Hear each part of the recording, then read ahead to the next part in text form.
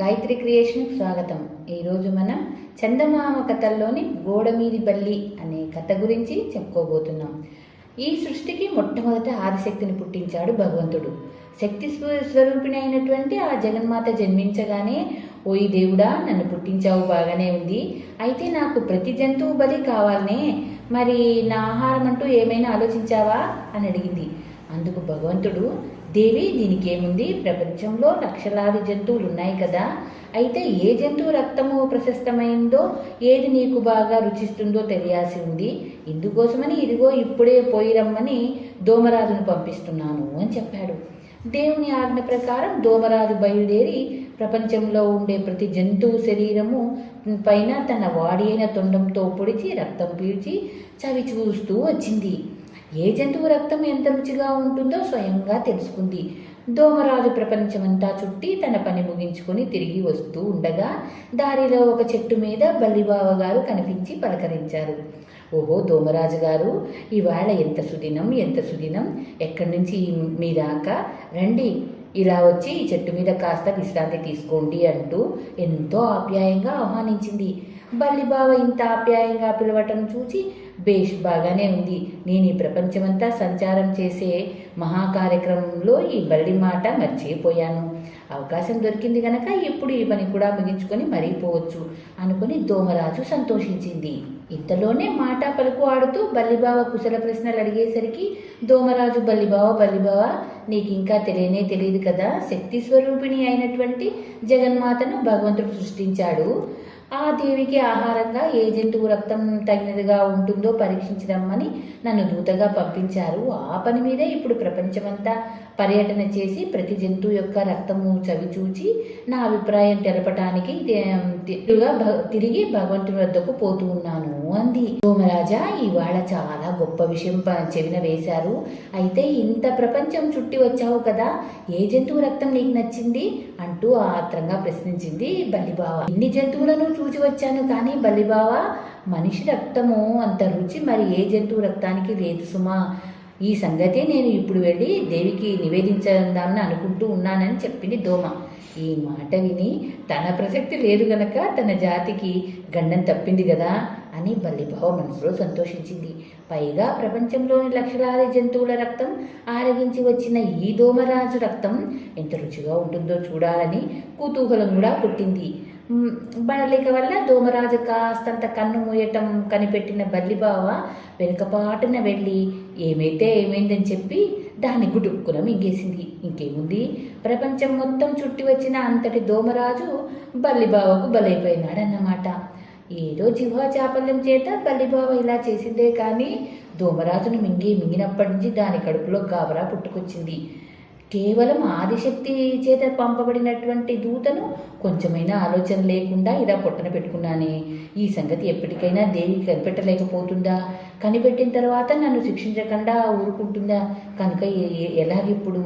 తీరా దోమరాజును మింగేశానే, దీని ప్రసక్తి వచ్చినట్లయితే ఏమి సమాధానం చెప్పుకోవటం అని ఇలా తనలో తాను మదనపడసాగింది. అయినా ధైర్యం చేసి బల్లిబావ భగవంతుని వద్దకు ప్రయాణం కట్టింది. అక్కడ చూడగా అప్పటికప్పుడే ఎంతో కోలాహలంగా ఉంది. దోమరాజు గారు ఎప్పుడు వస్తారు, ఏమి కబురు తెస్తారు అని అక్కడ చేరిన ప్రతి జంతువు ఆత్రంతో ఎదురు చూస్తున్నాయి. ఇంతకుముందే దోమరాజు అన్ని జంతువుల రక్తము ఒక్కటి వదలకుండా చవి చూచినట్టు, ఆయనకు మనిషి రక్తమే అన్నింటికన్నా ప్రశస్తమైనదిగా కనబడినట్టు ఒక పుకారు పుట్టింది. దానితో మానవులంతా మన పని అయిపోయిందిరా బాబు అని బెంగతో దిగాలుపడి కూర్చున్నారు. తక్కిన జంతువులు మాత్రం తమకేం పర్వాలేదనుకొని సంతోషంగా ఉన్నారు. మరి కొద్దిసేపటికల్లా బల్లిబావ అక్కడికి చేరుకొని దేవి ఎదుట నిలబడి వినయంగా నమస్కరించి, తల్లి, నేను దోమరాజు దూతనండి. ప్రపంచమంతా పర్యటన చేసి వచ్చిన మా రాజుగారు సుకుమారులు కావటం చేత బడలిక తీర్చుకుంటున్నారండి అంటూ నెమ్మదిగా ఏదో కల్పించి చెప్పసాగింది. అప్పుడు దేవి, సరేనయ్యా, ఆ దోమరాజు గారు వెళ్ళి వచ్చిన పనేమైంది, పర్యవసానం ఏమిటి, ముందు ఆ సంగతి చెప్పు అంటూ వేగిర పెట్టింది. ఇలా జగన్మాత తనను ఆత్రంతో ప్రశ్నిస్తుందని బల్లిబావ తలించి ఉండలేదు కనుక కంగారు పడుతూ తడబడే మాటలతో మనిషి రక్తం అని చెప్దామనుకొని నోరు తిరక్క మహిషి రక్తం అనేసి ఊరుకుంది. ఉల్లాసంతో దేవి, సరే, దోమరాజు పంపిన కబురు చాలా బాగుంది. ఇప్పటి నుంచి నాకు చేసే జాతరలోనూ పూజల్లోనూ మహిషాలనే బలిస్తూ ఉండండి అంటూ ఆజ్ఞ ఇచ్చి అంతర్ధానం అయిపోయింది. అప్పుడు మానవజాతి గండం తప్పింది దేవుడా అని వారి ముఖాల్లో సంతోషం వెలువడింది. వారికి కలిగిన సంతోషం ఇంత కాదు. మానవులంతా చేరి వెంటనే అడవిలో బలి నివసించే చెట్టు వద్దకు పోయి బల్లిబావ, నీవు మా జాతికి చేసిన ఉపకారం మరవరానిది. ప్రాణభిక్ష పెట్టిన మహానుభావుడవు కావున నిన్ను ఎల్లప్పుడూ గౌరవించవలసిన విధి మాపై ఉంది. ఇందుకు గాను మేమొక్క కోరిక కోరుతున్నాము, దాన్ని తప్పక మన్నించాలి. అది ఏమిటంటే, నీవు ఇలా అరణ్యంలో చెట్ల మీద గుట్టల మీద కాలక్షేపం చేయటం పనికిరాదు. మేము కట్టుకొని ఉండే గృహాలలో మాతో పాటే ఉండి మాకు నీ నిత్య దర్శనం ఇస్తూ ఉండాలి.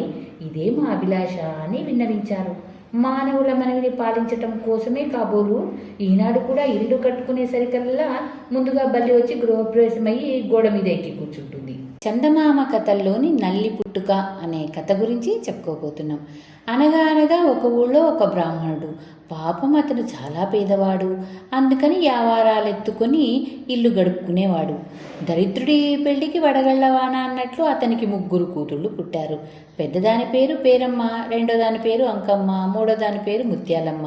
ఈ 3 ఆ ముసలి బ్రాహ్మణుడు కష్టపడి పెంచి పెద్దవాళ్ళని చేశాడు. 3 చాలా అందంగా ఉండేవాళ్ళు. అందువల్ల వాళ్ళ 3కి మంచి సంబంధాలు వచ్చినాయి. ముసలి బ్రాహ్మణుడు పెద్దమ్మాయిని ఒక కరణం గారికి, రెండో అమ్మాయిని అగ్రహారంలో ఉండేవాడికి, మూడో అమ్మాయిని ఒక జమీందారుకిచ్చి చెరవదలుచుకున్నాడు. బంగారం లాంటి కాపురాలు ఏర్పడ్డా ఆ 3 పిల్లలకు సంతృప్తి లేకపోయింది. ఒకసారి శ్రావణ శుక్రవారం వచ్చింది. పేరమ్మ ఇంట్లో అన్ని పనులు అయిపోయినాయి. పేరమ్మ అత్త ముసల్దే అయినా ఆనాడు చీకటితోనే లేచి అన్ని పనులు చేసింది. కోడలికి తానే తలంటి పోసి వెంట్రుకలాచి చిక్కు తీసి దువ్వి జడేసింది. వంట కూడా చేసి కొడుకు కోడలకు వడ్డించింది. ఇంకా ఎన్ని పనులున్నాయో అన్నీ అత్తే చేసింది. ఆ పనులతో పొద్దుగూకింది. అత్త పేరమ్మ దగ్గరకు వెళ్ళి, అమ్మాయి కాస్త దేవుడి దర్శనం చేసుకొస్తాను, తిల్లిక పెట్టమ్మా అని చెప్పింది. ఆ మాటలతో పేరమ్మకు ఒళ్ళు బగ్గున మండింది. అన్నిటికీ నేనే చెయ్యాలి, పోయేది తిల్లిక పెట్టి పోకూడదా? ఈ వెట్టి చాకరీ ఎవరు చేస్తారు? మా అమ్మ అయితే ఇలా చేసేదా? ఈ కాఫీ కాను అని వేటుకు మెటికలు ఇచ్చిపోసి పుట్టినింటికి బయలుదేరింది. దారిలోనే అంకమ్మ గారి ఊరు కూడా పోతూ పేరమ్మ చెల్లింటికి వెళ్ళింది. చెల్లెలు అంకమ్మకు తన కష్టాలన్నీ చెప్పుకొని ఏడ్చింది. అంకమ్మ పేరమ్మను ఓదారుస్తూ, అక్క అలా అంటున్నావు, నా గోడు ఎవరికి చెప్పుకోను, పట్టుకున్న మొగుడే నా పాలిటి యముడు. నిన్నగాక మొన్న ఒక బంగారపు గొలుసు తెచ్చి మెళ్ళో వేశాడు. అది ఎంత బరువుందనుకున్నావు అక్కయ్య? ఏదో సంతోషిస్తాడని అంత బరువు మోశాను. ఎంత కసాయిగుండే అలా ఊరుకున్నాడు. కానీ అలసిపోయిందే అని కాస్త విసనకర్ర పట్టుకొని విసిరిన పాపాన పోలేదు. రామరామ, ఏ జన్మ నక్షత్రంలో పుట్టాడో? జాలి అనేది ఏ కోసనా లేదు కదా. ఇలాంటి మొగుడితో కాపురం చేసేదెలాగే?